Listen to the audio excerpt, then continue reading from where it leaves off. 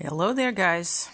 I was watching Annika's unboxing and subsequent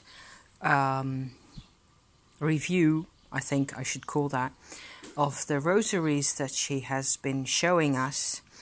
And I was reminded of this thing because this is also boxwood.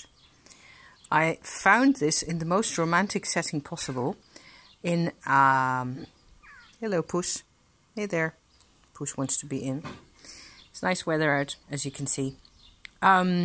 Yes, in France, in the south of France, actually, in an abandoned village, or at least part of it was abandoned. And there was a ruin of an old house there. And for some reason, I just had to go in and explore a bit.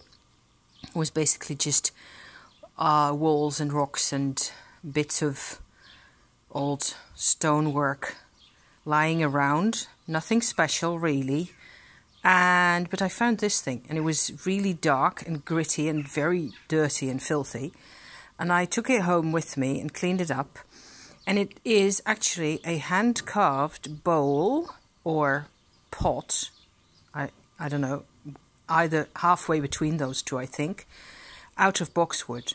And I can tell it is boxwood basically because of this pattern here. Can you see that? All those gnarly bits? That is actually, those are bits, there's a couple more around the outside, where the bark of the bush used to be. And this is, yes, this is actually, here I am again, yes, I had to interrupt for tea. The same as the bushes around, gardens and things like that. They're often used.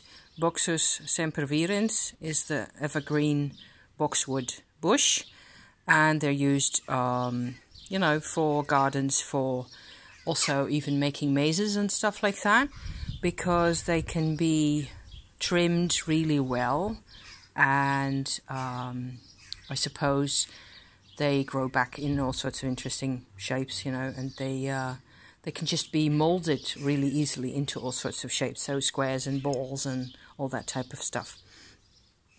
But however, for a bush to grow a lump of wood in the center that is this big, that's actually quite a big deal. I think that's really pretty. And it's so this must have been a couple of 100 years old as a bush before you get this size, because it grows really slowly, because it has this really fine grain. I don't know if you can see that, but all those whirly bits, see how pretty that is, really? That's just the grain of the wood itself. So I dug this out again and I cleaned it up a bit because it was just standing in my kitchen, in use actually. I use it every day. But I wasn't really paying attention to the fact that this is actually really quite a special thing to me. So, handmade by some anonymous Provençal dude, probably somewhere in the early part of the 20th century. It looks ancient, doesn't it? Thank you for watching. See you again soon.